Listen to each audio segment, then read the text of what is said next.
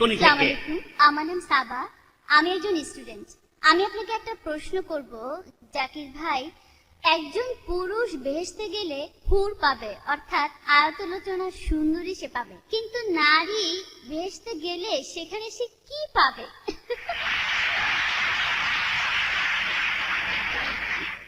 বোন, আপনি প্রশ্ন করলেন যে যখন কোন পুরুষ জান্নাতে যাবে সে সেখানে হুর পাবে, সুন্দরী মহিলাদের। এখানে নারীরা কি পাবে তারা যখন জান্নাতে যাবে? পবিত্র কোরআনে এই হুর শব্দটার উল্লেখ আছে সব মিলিয়ে মোট 4টি জায়গায়।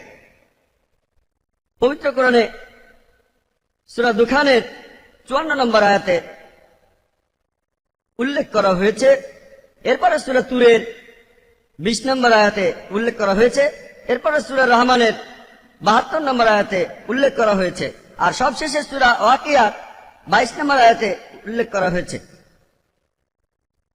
আর এখানে বেশিরভাগ অনুবাদে, বিশেষ করে উর্দু অনুবাদে, এই হুর শব্দটার অনুবাদ করা হয়েছে যে সুন্দরী মহিলা।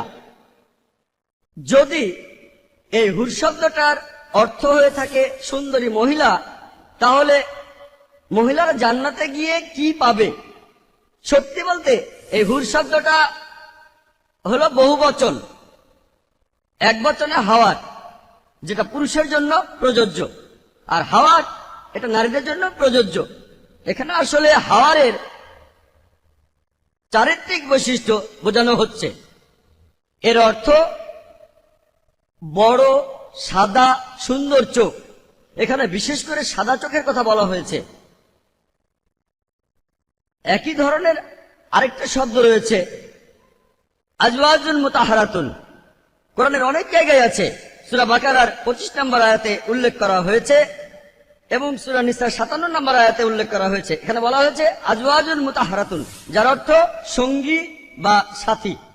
মোহাম্মদ আসাদ এই হুর শব্দটার অনুবাদ করেছেন স্বামী বা স্ত্রী, আর আব্দুল্লাহ ইউসুফ আলী তিনি অনুবাদ করেছেন সঙ্গী। তাহলে হুর শব্দটার অর্থ সঙ্গী বা স্বামী বা স্ত্রী। এটার আসলে কোনো লিঙ্গ নেই। পুরুষরা জান্নাতে গেলে ভালো মহিলা পাবে যাদের চোখ বড় আর সুন্দর, আর মহিলারা পাবে ভালো পুরুষ যাদের চোখ বড় আর সুন্দর। আশা করি উত্তরটা পেয়েছেন।